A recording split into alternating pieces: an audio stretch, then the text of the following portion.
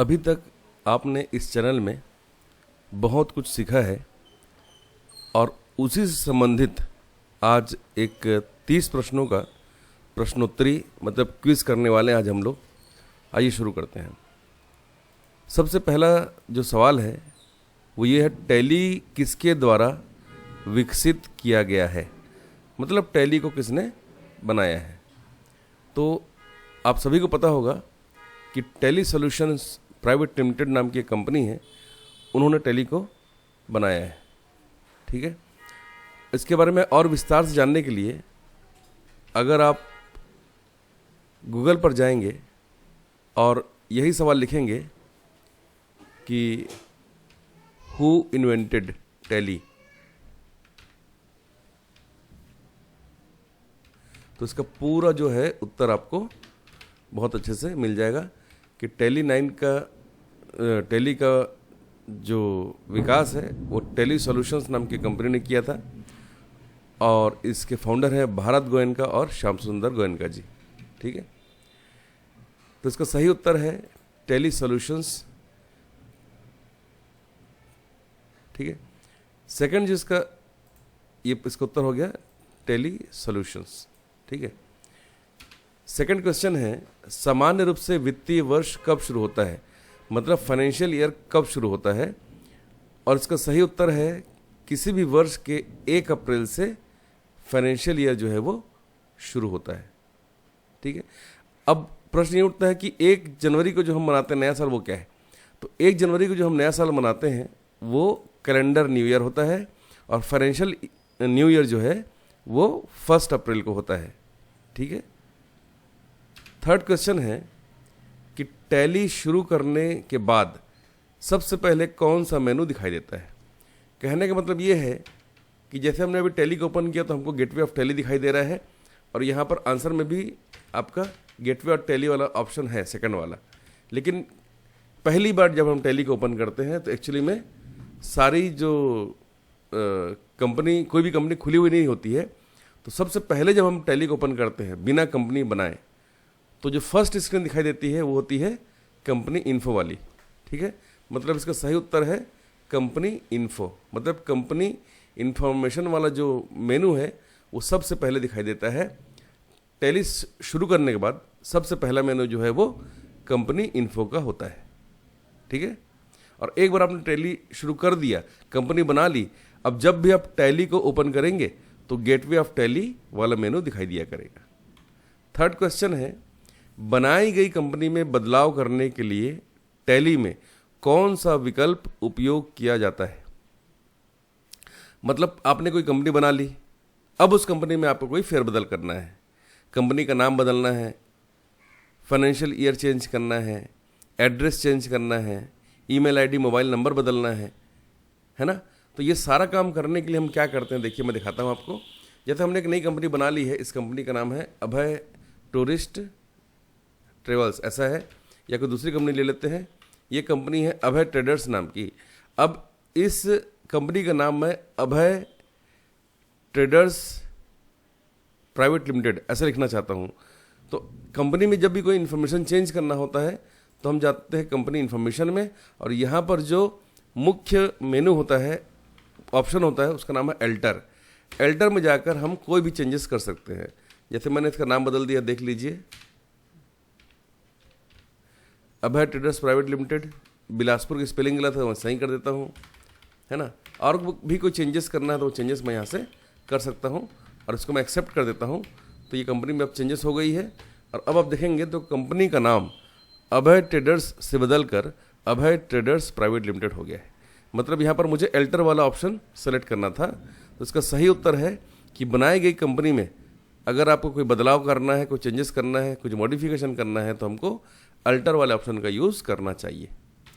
5वां प्रश्न है, टैली में एक नई कंपनी बनाने के लिए किस मेनू का चयन किया जाता है, किस ऑप्शन का चयन किया जाता है। तो जैसे हम टैली में काम करते हैं और यहाँ पर आपको कोई नई कंपनी बनानी है तो देखिए यहाँ पर जो ऑप्शन है उसका नाम है क्रिएट कंपनी। क्रिएट कंपनी वाले ऑप्शन में जाकर हम कोई भी नई कंपनी बना सकते हैं। यहाँ पर ये ऑप्शन 3 नंबर पर है, क्रिएट कंपनी। ठीक है, क्रिएट कंपनी वाले ऑप्शन में जाकर हम एक नई कंपनी का निर्माण कर सकते हैं। ठीक है, नेक्स्ट ऑप्शन, नया जो सवाल है छठवां, कि कंपनी डेटा मेनू को, कंपनी के डेटा को अगर 2 वित्तीय वर्ष में विभाजित करना हो तो इसके लिए किस विकल्प का प्रयोग किया जाता है? तो इसका सही उत्तर है split company data. Split company data का यूज करके हम कंपनी डेटा को 2 वित्तीय वर्षों में विभाजित कर सकते हैं। 7वां प्रश्न है, कंपनी के डेटा को पेन ड्राइव या सीडी में कॉपी करने के लिए किस विकल्प का उपयोग किया जाता है?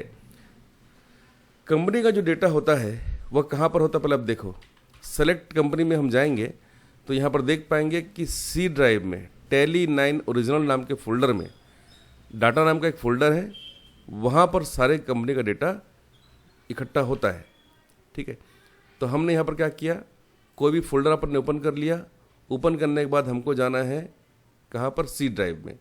तो हम जाएंगे सी ड्राइव में, उसके बाद हम जाएंगे टैली 9 ओरिजिनल में, यहाँ पर डाटा नाम का फोल्डर है और ये सभी कंपनी को डेटा अलग अलग फोल्डर में यहाँ पर सेव रहता है।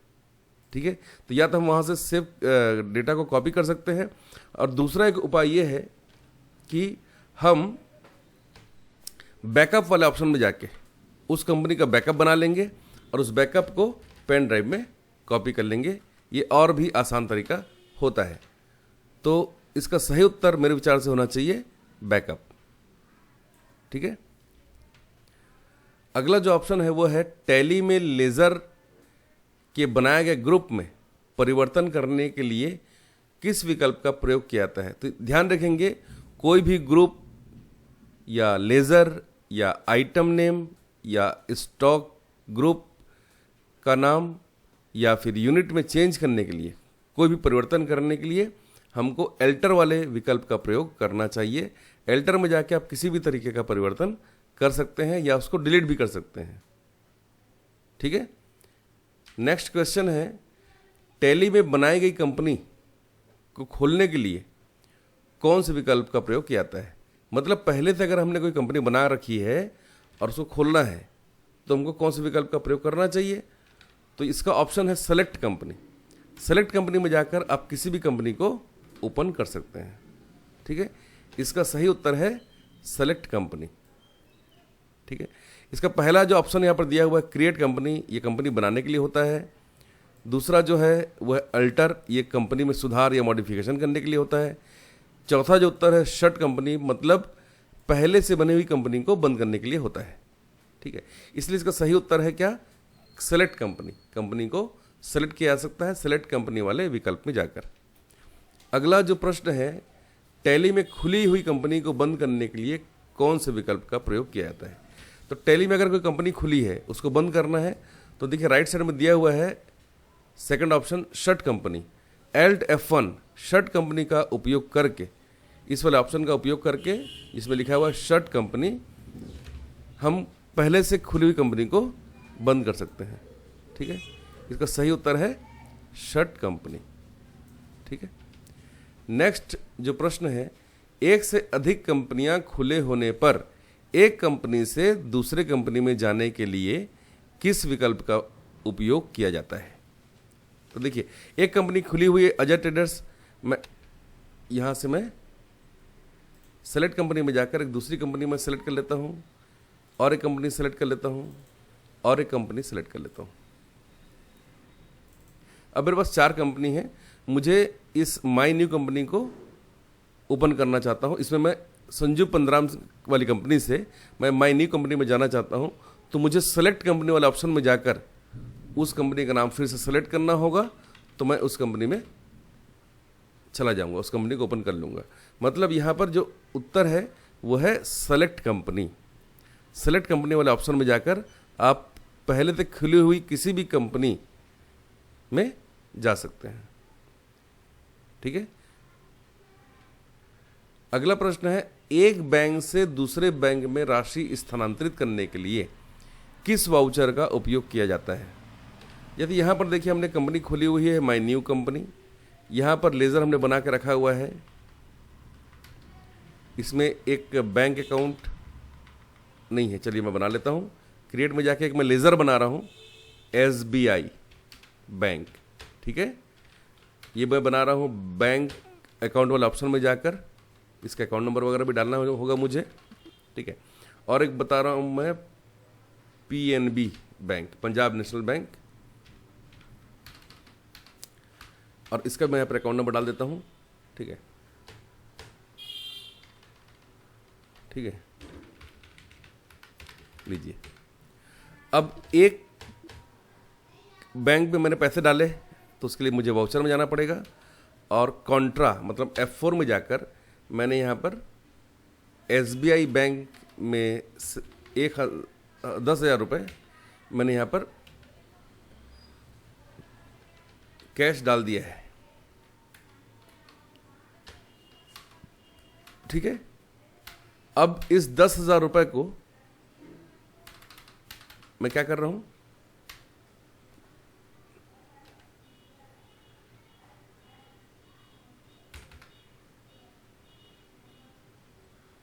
डेट का कोई प्रॉब्लम हुआ है यहाँ पर, सही करना पड़ेगा। लीजिए, LTF2 1/4/2022,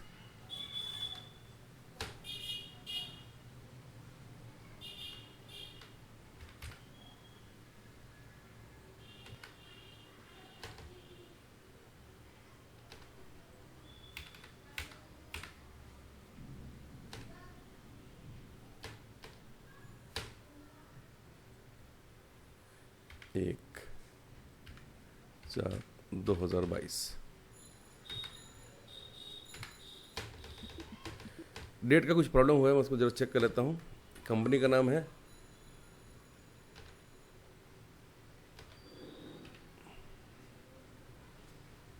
माई न्यू कंपनी। ये मैंने कंपनी बंद कर दी है और अपनी कंपनी खोल लेता हूँ, माई न्यू कंपनी। लीजिए, और अभी क्या करना है, मुझे कैश डालना है 10,000 रुपये SBI बैंक में, और ये मैंने डाल दिया है।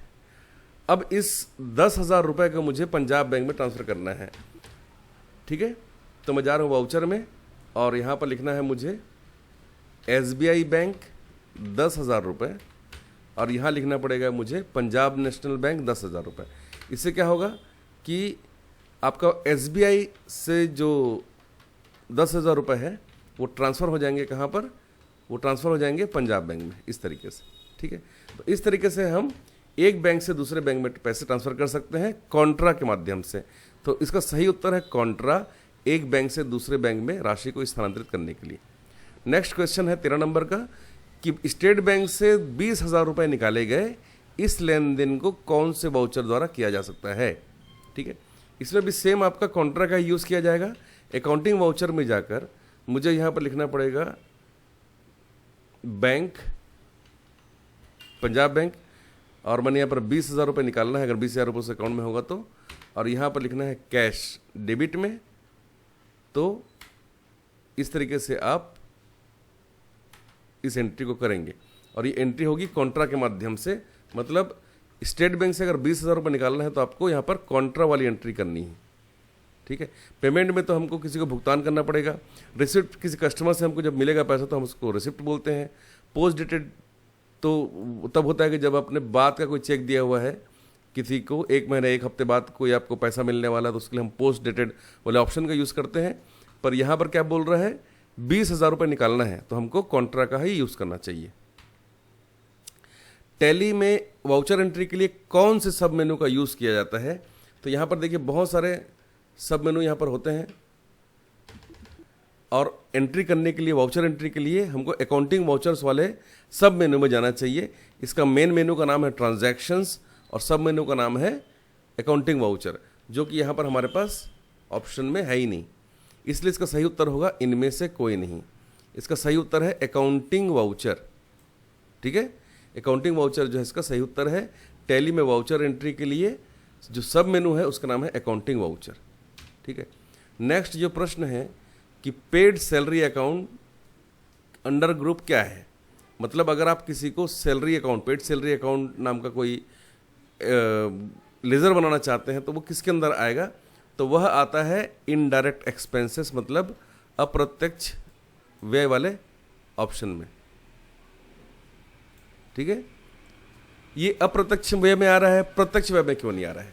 प्रत्यक्ष व्यय मतलब डायरेक्ट एक्सपेंसेस में वो अकाउंट आते हैं जिनका संबंध माल से है, मतलब जो सामान आप बेचते हैं उस सामान से अगर उसका कोई रिश्ता है तब वो प्रत्यक्ष व्यय में आता है, मतलब डायरेक्ट एक्सपेंसेस में आता है।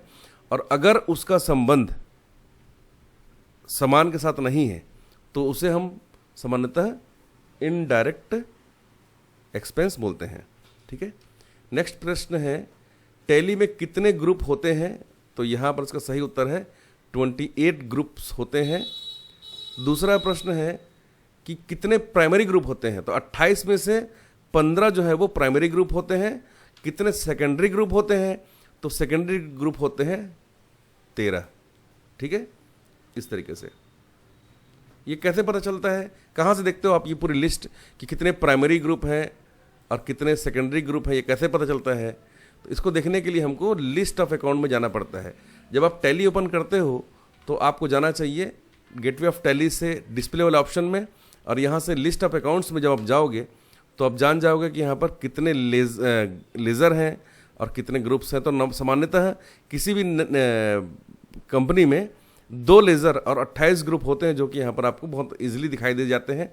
और यहीं पर आपको पता चल जाएगा कि इसमें कितने आपके सब मेनू हैं, कितने आपके सेकेंडरी ग्रुप हैं और कितने आपके प्राइमरी ग्रुप हैं, इस तरीके से। ठीक है, तो लिस्ट ऑफ अकाउंट जो है इसका सही उत्तर होता है। अगला प्रश्न है टैली में कौन से लेज़र पहले से बने होते हैं। तो जब आप टैली में कोई नई कंपनी बनाओगे ना, जैसे मैंने यहाँ पे एक नई कंपनी बना रहे हैं हम, देखिए यहाँ पर ABC नाम की मैंने एक यहाँ पर नई कंपनी बनाई है, और इस नई कंपनी को बनाने के बाद हम चेक करेंगे कि इसमें कौन कौन से लेज़र पहले से बने होते हैं जो हमें बनाने नहीं पड़े। तो अगर आप ये चेक करोगे तो आप जान जाओगे कि यहाँ पर कुछ लेज़र पहले से बने होते हैं। ठीक है, चलिए चेक करते हैं। हमारी कंपनी का नाम अभी हमने जो बनाया था ABC, उसको ओपन करते हैं। ABC नाम की हमने एक कंपनी बनाई थी। अब यहाँ पर हम जाएंगे कहाँ पर, अकाउंट्स इन्फो में, और लेज़र्स में जाएंगे, डिस्प्ले करेंगे तो देखेंगे कि कैश और प्रॉफिट एंड लॉस नाम के 2 लेज़र पहले से बने होते हैं। तो इसका सही उत्तर है कैश और प्रॉफिट एंड लॉस, मतलब इसका सही उत्तर D वाला है, चौथे नंबर का है। A और B दोनों, मतलब कैश और प्रॉफिट एंड लॉस अकाउंट पहले से बने हुए लेज़र आपके टैली में होते हैं।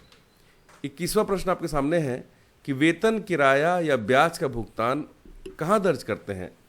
तो वेतन, किराया और ब्याज का जब भुगतान बोल दिया है ना, तो भुगतान का मतलब ही पेमेंट होता है, तो इसके लिए हम लोग पेमेंट वाले वाउचर का यूज़ करेंगे। इसका उत्तर D है। 22वां प्रश्न है कि टैली में ब्याज प्राप्त करने का रिकॉर्ड कहाँ दर्ज करोगे।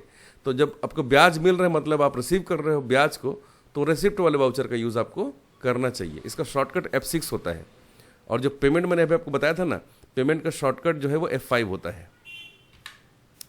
23वां नंबर का सवाल है टैली में वेतन, किराया, अभी मैंने आपको बताया है कि जब भी कोई भुगतान किया जाता है तो वो भुगतान मतलब पेमेंट वाले ऑप्शन का यूज़ करना चाहिए। 24 नंबर का सवाल है प्राप्त ब्याज, कमीशन, किराया के रिकॉर्ड कहाँ दर्ज करते हैं। तो प्राप्त लिख दिया, मतलब रिसीव करना है। रिसीव जब करना है तो वो सामान्यतः रेसिप्ट वाउचर का उपयोग हम लोग इसमें करते हैं।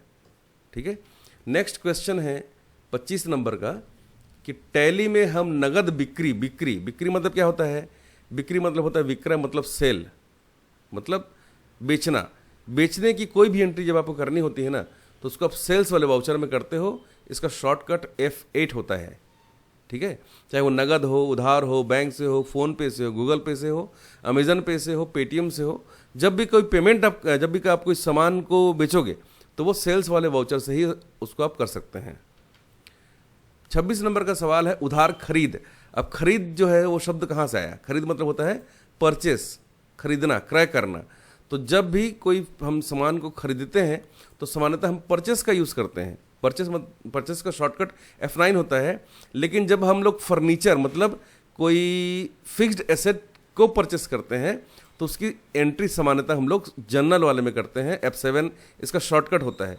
तो टैली में फर्नीचर की उधार खरीद कहाँ दर्ज करते हैं? जनरल में करते हैं, क्योंकि ये फर्नीचर हमको बेचना नहीं है, ये दुकान में हमको यूज़ करना, ये हमारा एसेट है, संपत्ति है, इसलिए हम इसको जनरल में इसकी एंट्री करेंगे। इसकी एंट्री जब हम करेंगे जनरल में तो कीबोर्ड से F7 प्रेस करना पड़ेगा, जिससे स्क्रीन का कलर ब्लू हो जाता है। अब यहाँ पर हमको एंट्री कैसे करना है? फर्नीचर अकाउंट डेबिट टू, उधार मतलब किसी का नाम होगा, अनिल ट्रेडर्स अकाउंट क्रेडिट, इस तरीके से। 27वां सवाल आपके सामने है कि बैलेंस शीट के लिए निम्न में से कौन सा समीकरण सत्य है? तो इसका जो सही उत्तर है वो जरूर कॉमर्स वालों को पता होगा कि asset equal to liabilities plus capital. ठीक है, नेक्स्ट है टैली में कंपनी फीचर, टैली के कंपनी फीचर में कितने विकल्प होते हैं? तो आइए देख लेते हैं। जैसे हमने एक कंपनी बनाई हुई है, अब यहाँ पर जब आप कीबोर्ड से F11 को प्रेस करोगे तो यहाँ पर देखेंगे कि 3 ऑप्शन यहाँ पर रहते हैं, अकाउंटिंग फीचर, इन्वेंट्री फीचर और स्टेटूटरी एंड टैक्सेशन फीचर, मतलब 3 ऑप्शन इसके अंदर में होते हैं। इसका सही उत्तर 3 होना चाहिए।